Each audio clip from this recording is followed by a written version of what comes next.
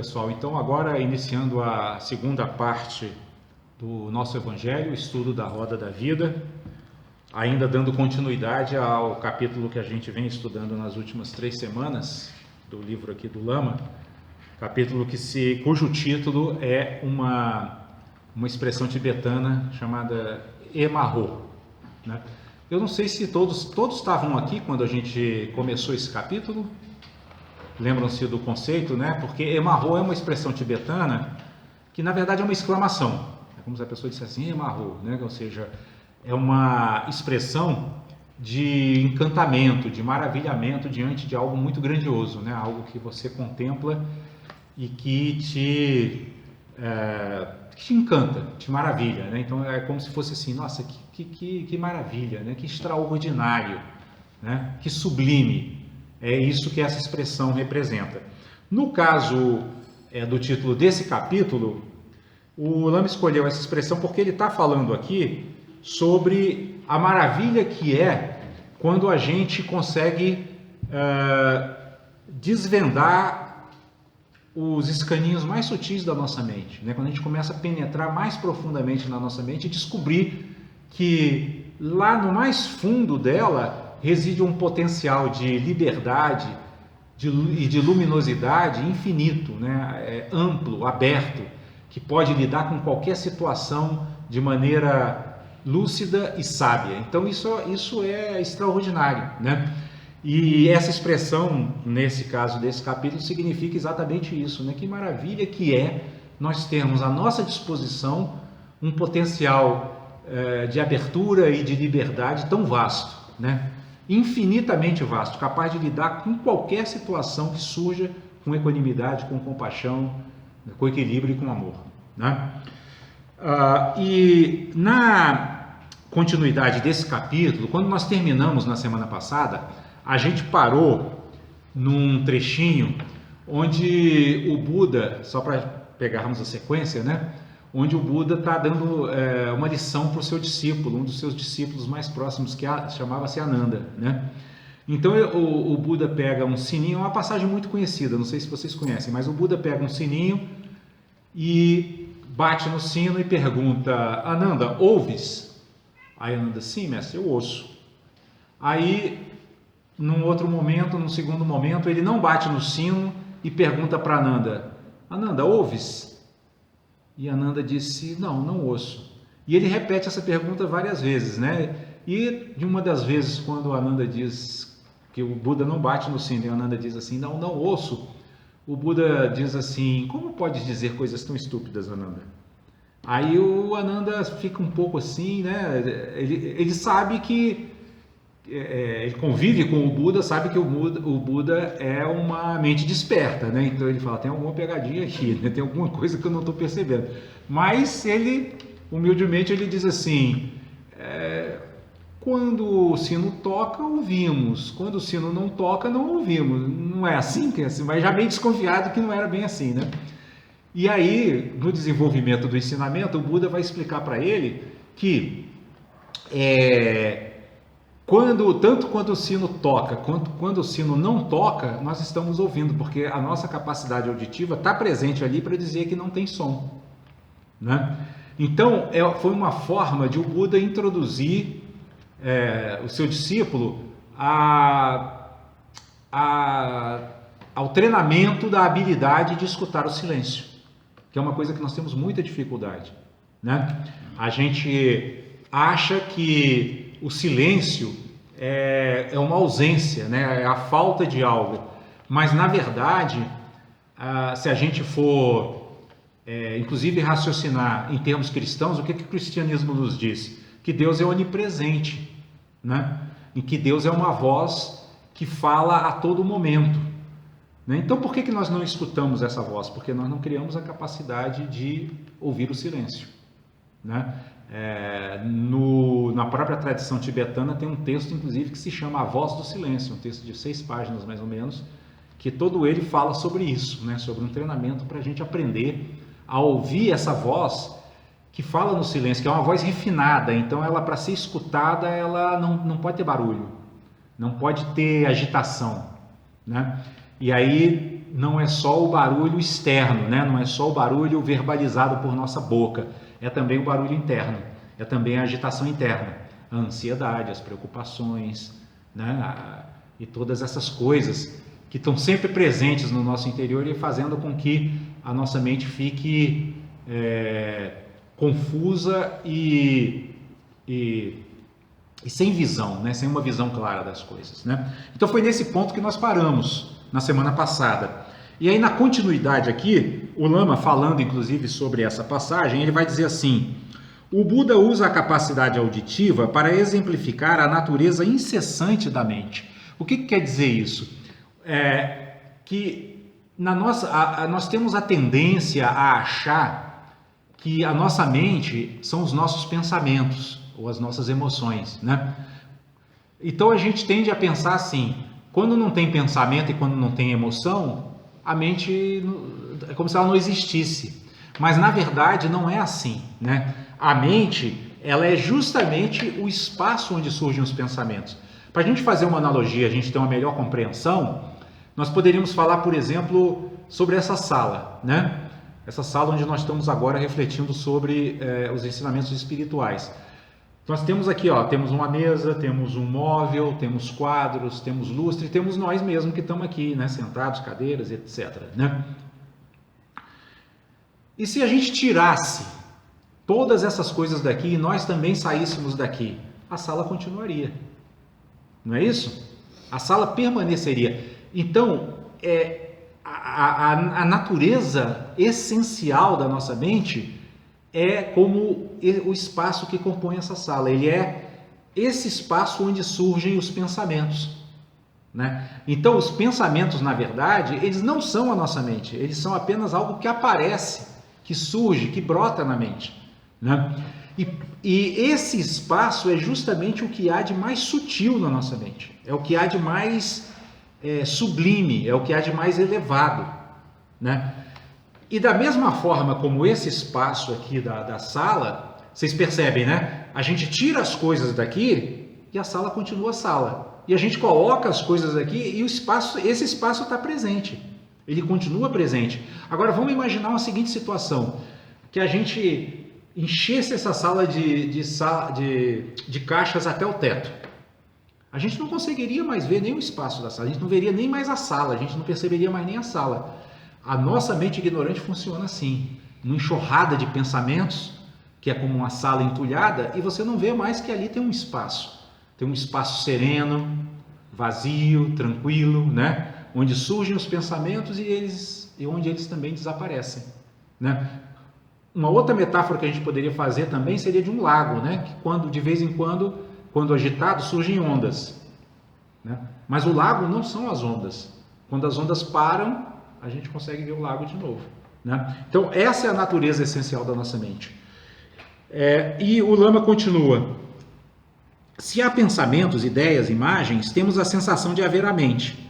Na ausência de ideias, imagens e pensamentos, a mente como que desaparece. Então isso seria uma visão muito superficial da nossa realidade interior, né? A mente não desaparece quando os pensamentos desaparecem, né? E nem tampouco aparece quando os pensamentos aparecem, ela está sempre lá, né? Ela é esse espaço onde surgem essas coisas, né? Mas na verdade, sua presença é incessante, independente das formas que possam surgir ou deixar de surgir. É como o espaço, que independe da existência dos objetos que o povoam. Isso é lindo e profundo. Por que é lindo e profundo? Porque dizem todos aqueles que já avançaram muito no caminho da meditação, que quando a gente consegue enxergar esse espaço, porque ele está aqui. Agora, só que como as nossas mentes são muito agitadas, a gente não enxerga esse espaço. No máximo, de vez em quando, a gente tem vislumbres dele em momentos em que a gente sente assim, uma paz muito profunda, um aquietamento muito grande, independentemente das circunstâncias externas. Mas são lampejos, né? Mas o que os meditadores mais avançados, que já acessaram esse espaço por mais tempo, dizem é que quando você o acessa, né, quando você enxerga, né, esse espaço, né, quando você consegue olhar para ele e se conectar com ele, surge uma serenidade, uma bem-aventurança indescritíveis. né? É o paraíso dentro de nós. Por quê? Voltando aqui no exemplo da sala, vocês vejam, a gente tira os móveis, coloca os móveis, o espaço continua aqui. Então ele é estável, ele não tem estabilidade, ele não tem impermanência, né? Portanto, ele não vai gerar ansiedade, não vai gerar preocupação. A gente vai se sentir refugiado, como se a gente tivesse refugiado num lugar que é um refúgio absoluto, né? Nada ali consegue perturbar, né?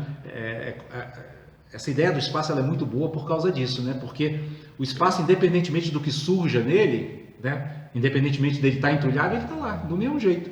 Você desentulha e ele está lá do mesmo jeito. Agora, o que a gente deve buscar construir é uma desobstrução desse espaço, né? Então, por exemplo, aqui nessa sala, qual seria o espaço desobstruído? Por detrás das cadeiras, se eu quiser andar, eu vou ter que andar por detrás delas. Por quê? Porque é por ali que não há obstrução, né? Então, a mesma coisa acontece com a nossa mente. Se ela está recheada de pensamentos, significa que a luz que habita lá no interior está obstruída por esses pensamentos. Por isso que se fala sobre obscurecimento, como se fosse uma cortina, um véu, né? Por isso que tem a palavra desvelar, né? Tirar o véu. Então, quando a gente tira esse véu, aí a gente vê que nós temos aí esse potencial, essa luz infinita habitando dentro de nós e nos capacitando a agir de formas que, para a nossa mente ordinária, pareceriam até miraculosas. Por isso que Jesus curava, né? Curava leproso, curava cego, né? Lidava com as situações mais conflituosas de maneira serena, porque ele estava sempre, como ser iluminado que era, repousado nesse espaço, sempre, né? Independentemente do que estivesse acontecendo, né? Ele estava sendo crucificado, estava nesse espaço, porque ele sabia que nesse espaço nada muda, em momento nenhum, independentemente do que esteja acontecendo externamente, né? E aí o Lama continua dizendo assim, havendo ou não algo manifesto, existe uma natureza fundamental e silenciosa incessantemente presente em nós. É como um lago completamente sereno, onde podemos provocar o surgimento de uma onda com o movimento de nossa mão na água. Mas o fato de surgir essa onda não altera em nada a natureza do lago. Então é mais ou menos aquilo que a gente já tinha falado, né? E ele segue dizendo, as experiências, as aparências, são as ondas, né? Então todas as experiências que nós temos na vida são comparáveis a essas ondas no lago, né? E quando a gente fala de experiências, nós estamos falando de todas as experiências, sensoriais e mentais, né? Então, um exemplo, se a gente, como eu fui abrir a porta, aí os cachorros avançaram, né? Quer dizer, a minha visão e a minha audição também, né? Porque deram uma latida também, ela entrou em contato com uma realidade externa, né? E aquilo perturba a mente, porque eu fechar a porta correndo aqui, né? Já estava meio descoordenado, né? Falei, vou ser mordido. Então, o tempo todo nós estamos em contato com experiências, né? Que sejam sensoriais, como essa que eu falei, sejam mentais. Surge um pensamento, se surgir aqui um pensamento na minha mente, assim, de uma preocupação, né? Será que eu esqueci o fogo aceso em casa? Ele vai provocar as mesmas reações que provocaria eu ver isso, né, pessoalmente, né? Então, a gente está sempre tendo experiências mentais e experiências sensoriais. E isso são as ondas que movimentam a nossa mente. Isso em si não é um problema, né? O problema é quando essas ondas e esses movimentos nos desequilibram, nos tiram do eixo. Aí se torna um problema. Porque, vejam, Jesus atuava no mundo, né? Ele não ficou ali só rezando num lugar isolado, né? Ele estava o tempo todo procurando beneficiar o maior número de seres possíveis. Então ele estava provocando ondas, digamos assim, e recebendo ondas, né, do mundo. Mas isso não o desestabilizava. E não só não o desestabilizava, como não quebrava a conexão com essa natureza interior, com esse espaço sereno. Ele estava sempre ali. Ele estava sempre nesse espaço. Então estava conseguindo sempre olhar as situações com muita lucidez, porque ele nunca era tomado de medo, nem de raiva, nem de sensação de carência, do tipo assim, poxa, não estão reconhecendo meus ensinamentos, não estão vendo que eu sou um mestre, meu Deus, não sei, não tinha nada disso, né? Porque isso é que desestabiliza, isso é que tira a nossa visão, Não, ele estava sempre com a visão lúcida, sempre clara, né? E aí o Lama segue dizendo assim, então as experiências, as aparências são as ondas, mas a base ou lago, independentemente das formas que irão surgir na superfície, é incessante. Esse ponto crucial está ligado à prática da lucidez, à capacidade de testemunhar a experiência que vivemos sem ficarmos presos a uma sequência de pensamentos, apenas testemunhar. Isso é uma prática muito interessante, né?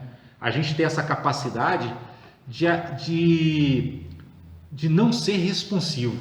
O grande desafio no caminho espiritual é vencer a responsividade. O que é a responsividade? É acontecer uma coisa lá fora, o impulso já brota aqui dentro sem que eu tenha a mínima consciência do que está acontecendo, né? Agora, aqui quando eu começo a desenvolver essa capacidade de testemunhar, que é uma capacidade que se desenvolve sobretudo pela meditação, né? Eu me torno o quê? Uma testemunha não só daquilo que eu estou vendo ou entrando em contato com os meus sentidos externamente, mas eu me torno uma testemunha também do que está acontecendo no meu interior quando eu me deparo com aquela situação. Então isso é super importante para o aprendizado, né? Por quê? Porque se eu consigo me tornar a testemunha de mim mesmo, né? O observador de mim mesmo, aí eu vou potencializar cada situação como um aprendizado. Porque eu não vou estar mais olhando para o mundo externo e achando que ele está me causando problemas. Eu vou ver que existe uma coemergência entre o mundo externo e a minha mente e que essa coemergência depende do conteúdo interno meu. Ou seja, se eu não entro nas paisagens perturbadoras, né, de orgulho, de inveja, de desejo, de apego, carência, etc., eu não vou ser afetado pelas situações, né? Então, isso se desenvolve como? A partir da criação, né? Quando a gente conquista essa habilidade de testemunhar, de ser uma testemunha do que está acontecendo conosco mesmo. Porque nós temos dificuldade, porque ser testemunha significa assim, eu fico tranquilo, né?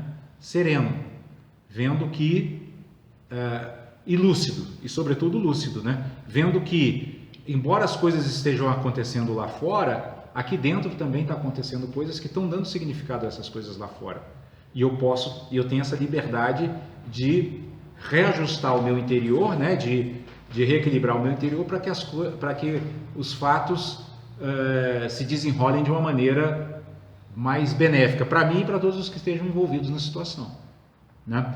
Um exemplo seria assim, por exemplo, alguém que me, sei lá, ofendeu ou alguma coisa assim, ou fez alguma coisa que eu não gostasse e eu fico com raiva. Se eu tiver essa habilidade de testemunhar, eu vou testemunhar o quê? O surgimento da raiva nesse espaço da mente. Esse é o ponto, né? Então eu não vou estar sendo arrastado pelo mundo externo, tipo assim, vou pegar essa pessoa e dar um soco logo, um tapa, ou sei lá o que, né? Ou xingar, ou falar qualquer coisa. Não, eu consigo ver que surgiu algo perturbador dentro de mim. E se eu consigo ver isso, eu vou ver que é perturbador. E se eu vejo que é perturbador, só o fato de eu perceber já vai fazer com que eu comece a mudar de paisagem mental, porque ninguém quer sofrer intencionalmente, né? Ninguém quer ser vítima da sua própria raiva. Se você percebeu, você naquele mesmo momento da percepção, a simples percepção ela já dissolve ou pelo menos ameniza, né? Então daí a importância dessa habilidade de testemunhar, né? Então ele diz, é fazer surgir um observador que se dá conta da experiência de perceber as experiências. É aquilo que a gente estava falando aqui, né? A experiência de perceber as experiências. Nesse exemplo que a gente deu, é a experiência de perceber a experiência da raiva, né? Como que ela surge, como que ela brota. E aí, continuando, o Lama diz, podemos transformar qualquer experiência em um objeto de foco desse observador que fazemos surgir. Então, quando a gente cria essa habilidade, é como se houvesse um observador que observa o observador. Dá para entender isso? Ou seja, é como se a gente já estivesse no mundo não mais apenas observando as coisas, mas a gente cria algo no nosso interior que observa esse observador. Como é que esse observador está vendo o mundo? Né? Como é que ele está se relacionando com o mundo? Que somos nós mesmos, né? A nossa própria mente. A gente cria essa habilidade de se ver, né? E aí isso já é um brotar da sabedoria do espelho. Porque aí as circunstâncias externas começam a se tornar um espelho para que eu possa saber como é que a minha mente reage e interage com o mundo. Né? Por quê? Porque eu criei um observador interno. Né? Eu não estou só agora voltado para fora, eu consigo também virar meus olhos para dentro. Eu vejo o que está acontecendo fora, mas eu também vejo o que está acontecendo dentro. Né? E aí o Lama continua. Podemos simplesmente comer ou testemunhar o que estamos fazendo e sentindo. Ou seja, eu posso estar ali simplesmente ingerindo a comida, né? Mas eu posso também estar atento, por exemplo, suponhamos eu estou comendo um doce e percebo que já começa a surgir assim uma compulsão de eu já querer mais, até me apresso nas colheradas porque eu já quero comer a próxima. Né? Se eu consigo observar isso, na hora que eu observo a própria compulsão, ela já mas para que isso? Por que eu não saboreio aqui? Né? Então, é isso que ele está dizendo. Nós podemos simplesmente comer, ou seja, fazer como normalmente fazemos, ou testemunhar o que estamos fazendo e sentindo, como aquilo está acontecendo também dentro. Né? Apenas por meio desse observador construído artificialmente, poderemos terminar por perceber a natureza sempre presente. Então, o que ele está dizendo? Que é só quando a gente desenvolve essa habilidade de criar um observador interno, essa testemunha interna, é que nós vamos ter uma chance de criar um caminho para nos conectarmos com esse espaço que a gente falou, esse espaço sereno, vazio e totalmente aberto. Por quê? Porque só assim é que a gente vai começar a ver todos os obscurecimentos, as nuvens de obscurecimentos mentais que estão encobrindo esse sol interior, que está lá dentro, disponível para nós, mas encoberto por essas nuvens. Mas como que eu vou, digamos assim, dissolver essas nuvens se não olhar para elas? Né? Se eu não criar essa testemunha, se eu não criar esse observador interno. Tá claro isso, pessoal? Tá dando para entender isso aí? Muito bem. Então vamos lá. Mais adiante, superamos a necessidade desse observador, ultrapassando toda a dualidade e toda a meditação fabricada. Então olha que interessante, até que esse observador é uma ferramenta que você cria, mas depois que você se conectou, por exemplo, Jesus, ele não tinha um observador, ele simplesmente estava ali o tempo todo, né? Ele habitava esse espaço, né? A mente dele habitava esse espaço. Então o Lama está chamando a atenção para que a gente não crie nem apego também a esse objeto, né? Porque é maravilhoso, né? Poxa, o observador interno, eu só entendo tudo que está passando, mas ele é só uma ferramenta para a gente fazer uma travessia, como se fosse um barco para fazer uma travessia. Quando a gente chegar lá no destino, que a gente tiver uma conexão plena com a nossa centelha divina, que é a iluminação, nós não vamos precisar mais desse barco. E aí a gente elimina até essa dualidade, né? De observador e observado, e a gente vive uma grande unidade, né? O mundo como uma grande unidade, inclusive nosso mundo interno. E aí o Lama diz assim: o importante é perceber a estabilidade por trás do movimento incessante das formas do mundo. O lago estável é como uma essência completamente receptiva, aberta. Isso é interessante, porque essa nossa natureza interior, né, essa essência da nossa mente, é como a gente falou do espaço dessa sala. O que a gente botar nesse espaço, ele não vai rejeitar, ele é totalmente aberto. Se eu quiser colocar uma mesa, eu coloco uma mesa. Se eu quiser aqui transformar no escritório, eu transformo no escritório. Se eu quiser depois fazer um lugar para os cachorros dormirem, entendem? Então a nossa a essência da nossa mente ela é assim. Por isso que quando a gente entra em contato com ela, a gente se torna totalmente aberto. Não tem mais nada que seja objeto de aversão ou de apego. Tudo ali tem acolhimento, né? O que não significa, porque às vezes para a nossa mente comum é difícil entender isso, ou ela entende isso como assim, então nós vamos aceitar qualquer coisa. Não é isso. Acolher significa sempre assim, significa não rejeitar, mas estar apto a transformar. Porque a gente não pode transformar se não acolher. Essa é a verdade. Porque não acolher significa, vai de reto. Então, como que, né? Eu não quero nem chegar perto. Como que eu vou transformar a realidade que eu não quero chegar perto? Não dá. Né? Essa nossa mente, a essência da nossa mente não tem esse problema, ela é aberta. Por isso que Jesus conseguiu fazer tudo o que ele fez. Não tinha rejeição. Ele não tinha nojo do leproso, ele não tinha problema com o cara que o ofendia, ele não tinha problema com o discípulo que o traía. Tudo estava... Agora, ele não estava com isso incentivando a traição, incentivando... Não é isso. Ele chegava ali, acolhia, abraçava e transformava. Sempre para melhor, né? Então o Lama continua dizendo: por ser uma força viva, enérgica, pode produzir ondas, ondas do bem, que é isso que nós estamos falando.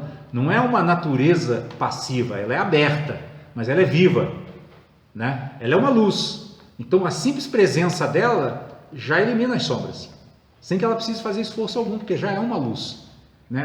Você ligou o interruptor, acabou a escuridão, né? Então chegou a luz, acaba a escuridão, né? E ele continua dizendo: a natureza da mente é igual, estável, com a capacidade de produzir objetos. Os budistas chamam essa capacidade de luminosidade da mente. Aí vai lembrar até uma passagem do Gênesis, né? Onde Deus fala assim, o Gênesis descreve assim: e Deus disse, faça-se a luz, e a luz se fez. E Jesus diz, o reino divino está dentro de nós, né? Deus está dentro de vós. Então significa que toda vez que a gente diz faça-se a luz, que seria assim, faça-se a realidade, né? Que eu estou vendo, por exemplo, eu olho para uma pessoa e posso olhar para ela como um inimigo. Eu estou dizendo, faça-se o inimigo, né? Mas posso olhar para ela e dizer assim, e olhá-la como um sofredor, como alguém que precisa de amparo, como alguém que, embora esteja me agredindo, eu posso ajudar, né? Então eu também estou dizendo, faça-se a luz, só que aí não é uma luz, não é uma criação de um inimigo, é uma criação de um ser que eu posso amparar. Entendem isso? Então é isso que chama-se luminosidade da mente. Essa capacidade de criar e recriar incessantemente a realidade, certo? E aí na conclusão desse ensinamento, o Lama diz assim: é ela também que dota de qualidades e energia as formas que brotam em sua superfície, ou seja, é essa luminosidade da mente, né, que dota de energia as formas que brotam em sua superfície. É dela que surge naturalmente a sabedoria que nos permite operar no mundo condicionado e ao mesmo tempo, no mesmo fenômeno condicionado, temos a lucidez de não o solidificarmos e de não ficarmos presos. Esse exemplo que eu acabei de dar é um exemplo disso aqui, né? Eu posso considerar uma pessoa como a minha, no primeiro momento, né? Me sentir ofendido por uma pessoa e achar, nossa, essa pessoa não é uma boa pessoa, ela não sei, é melhor manter distância dela. Então, mas eu posso... Eu não preciso solidificar isso, eu não preciso ficar preso a essa visão que eu criei da pessoa. Eu posso refazer a minha, o significado, né? Eu posso, que eu dei a essa pessoa e fazer aquilo que a gente falou, né? Eu posso, poxa, ele pode estar passando por um momento difícil e tal, talvez eu possa até ajudá-la. Eu já mudei de paisagem e mudando de paisagem, eu mudei o objeto que eu estava contemplando, que parecia ser uma coisa, agora já me aparece como outra. Entendem isso, pessoal? Mais ou menos. Vamos... Mas digamos assim, uma pessoa que é muito difícil, assim, que é invejosa, por exemplo. Uhum. Você sabe disso, você já...